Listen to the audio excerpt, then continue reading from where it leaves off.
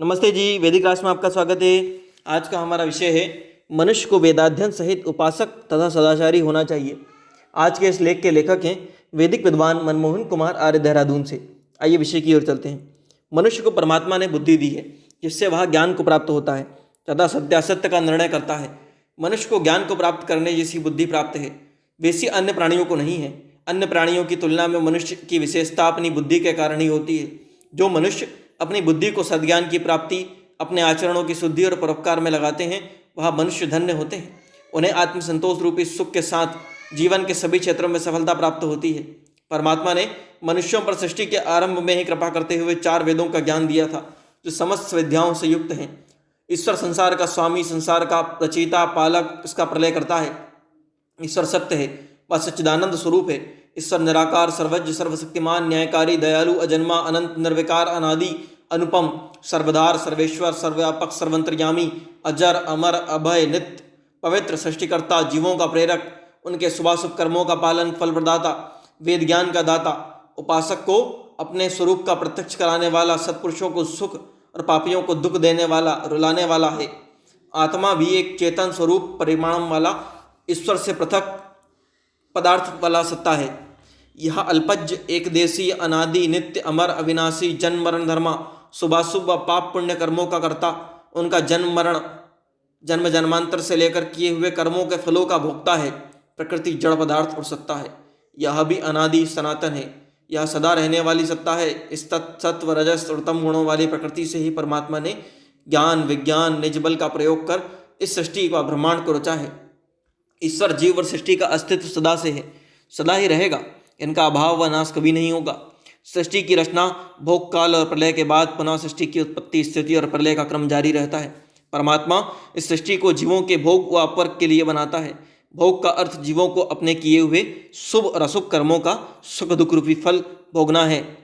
अपवर्ग जन्म और मरण के बंधनों से छूटने व मोक्ष की प्राप्ति को कहते हैं। मोक्ष में जीवात्मा बिना जन्म लिए परमात्मा के सानिध्य में रहकर आनंद का भोग करता है, ब्रह्मांड में घूमता है, मुक्त जीवों से मिलता है, उनसे वार्तालाप करता है। अपवर्ग व मोक्ष की प्राप्ति ही संसार के सभी जीवों और मनुष्यों का लक्ष्य है। वेदाचरण व समाधि अवस्था में ईश्वर का साक्षात्कार करने के बाद मनुष्य को मोक्ष की योग्यता व पात्रता प्राप्त होती है। यह सब बातें हमें परमात्मा प्रदत्त वेद ज्ञान से ही सुलभ हुई हैं। यदि वेद व वैदिक साहित्य न होते तो इन रहस्यों व विद्यायुक्त बातों का मनुष्य कदापि ज्ञान न होता। इस ज्ञान से युक्त होकर वेदाध्ययन करते हुए वेदानुकूल कर्मों को करना ही मनुष्य का कर्तव्य और धर्म है। इससे इतर वेद विरुद्ध मतों में फंसकर जीवन व्यतीत करने से जन्म जन्मांतरों में जीवन की उन्नति और मोक्ष का लाभ प्राप्त नहीं होता। अतः सबको वेदों की शरण में आना चाहिए, अपने मनुष्य जन्म को सार्थक और सफल बनाना चाहिए। इसी से लोगों में भातृ और प्रेम भाव का भाव बढ़ेगा, वसुधैव कुटुंबकम का स्वप्न साकार होगा। वेद संसार के सभी प्राणियों को मित्र दृष्टि से देखने की शिक्षा देते हैं। बताते हैं कि ज्ञानी मनुष्य वह है जो सब प्राणियों को अपने समान समझे और अपने को सब प्राणियों के समान देखता और जानता हो। इसी से मनुष्य मोह और शोक से मुक्त होकर ईश्वर की उपासना, वैराग्य, लोक उपकार से कार्यों में प्रवृत्त होता है। वेदों के इन महान उपदेशों के कारण ही वेद संसार के प्राचीनतम और श्रेष्ठतम ज्ञान से युक्त ग्रंथ हैं। मनुष्य को अन्य आवश्यक कार्यों को करते हुए जीवन में वेदाध्ययन अवश्य करना चाहिए। वेद ऋषि दयानंद सरस्वती ने वेदों की परीक्षा कर अपने ज्ञान और अनुभव के आधार पर बताया है कि वेद सब सत्य विद्याओं का पुस्तक है। वेदों का अध्ययन कर इनका आचरण करना सब मनुष्यों का परम धर्म है। सौभाग्य से हमें वेद व इनके सत्य अर्थ हिंदी, अंग्रेजी अनेक भाषाओं में उपलब्ध हैं, जिससे हम भी इनका अध्ययन करने के साथ ही इनकी सत्यता और महत्ता की परीक्षा कर सकते हैं। वेदाध्ययन करने से मनुष्य को ईश्वर व आत्मा सहित सृष्टि के सत्य स्वरूप का ज्ञान होता है। वेदाध्ययन करने से मनुष्य सद्ज्ञान को प्राप्त होकर उसके अनुरूप कर्म करने की प्रेरणा ग्रहण करता है, जिससे उसका जीवन साधारण से असाधारण बनता है। वह विद्वान, योगी, ऋषि, ईश्वर का साक्षात्कर्ता बनने की योग्यता प्राप्त करता है। इस अवस्था को प्राप्त करने पर ही मनुष्य का कल्याण होता है। उसका मनुष्य जन्म लेना सार्थक और सफल हो जाता है। उसके परजन्म भी सुधरते हैं और संवरते हैं। मृत्यु के बाद उसका दिव्य लोकों और श्रेष्ठ मनुष्य योनि में धार्मिक व वैदिक परिवेश वाले परिवारों में जन्म होता है, जहाँ उसके जीवन का सर्वांगीण विकास और उन्नति होती है।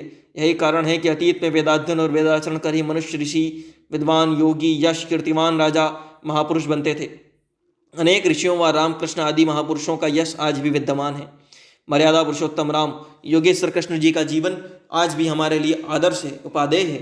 हम उन जैसे यशस्वी बन सकते हैं, परंतु उनके जैसा बनने के लिए त्यागपूर्ण कठोर पुरुषार्थ जीवन को व्यतीत करना होता है। उसे करने की इच्छा शक्ति हम में ना होने से हम उस अवस्था को प्राप्त नहीं हो पाते। राम और कृष्ण के जीवन सहित मनुष्य को ऋषि दयानंद के जीवन से भी प्रेरणा लेनी चाहिए, उनका जीवन चरित्र पढ़ना चाहिए।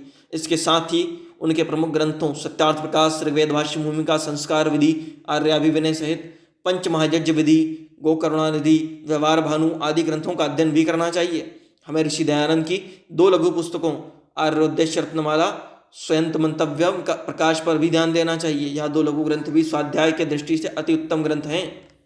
कुछ मिनटों और घंटों में ही इन्हें पढ़कर हम विद्वान और ज्ञानी हो सकते हैं। इनसे हमारी अनेक भ्रांतियाँ दूर हो सकती हैं।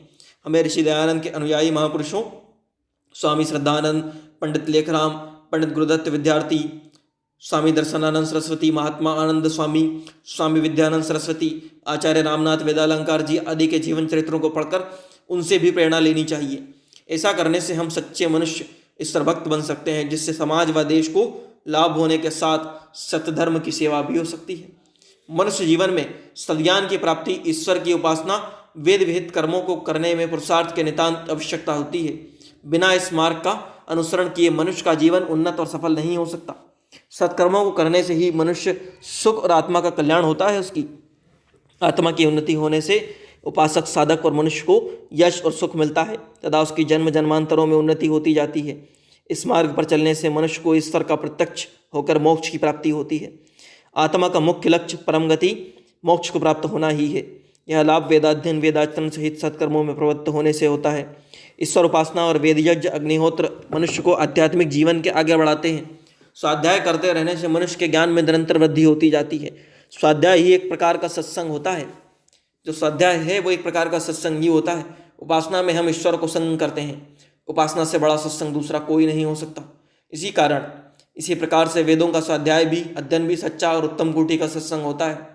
ध्यान, उपासना, स्वाध्याय से प्राप्त ज्ञान, प्रेरणाओं का चिंतन व मनन करते हुए उसे जीवन में स्थायित्व प्रदान करने से मनुष्य को अनेक लाभ होते हैं। इसीलिए महर्षि दयानंद ने हमें सत्यार्थ प्रकाश, ऋग्वेद भाष्य भूमिका, संस्कार विधि, आर्याभिविनय, पंचमहायज्ञ विधि सहित व्यवहार भानु, गोकरुणानिधि जैसे अनेक ग्रंथ दिए हैं। ऐसा करते हुए हम ज्ञानी और सदाचारी बन जाते हैं, आत्मसंतोष से युक्त होकर मोक्षगामी बनते हैं। हम आशा करते हैं कि इस लेख की पंक्तियों से प्रेरणा लेकर हम स्वाध्याय व उपासना सहित पुरुषार्थी बनकर अपने जीवन का सुधार कर सकते हैं। ऐसा करने से हमारा जीवन निश्चय ही सुधरेगा, संवरेगा। हमें ईश्वर का सहाय, कृपा दृष्टि प्राप्त होगी। ओम।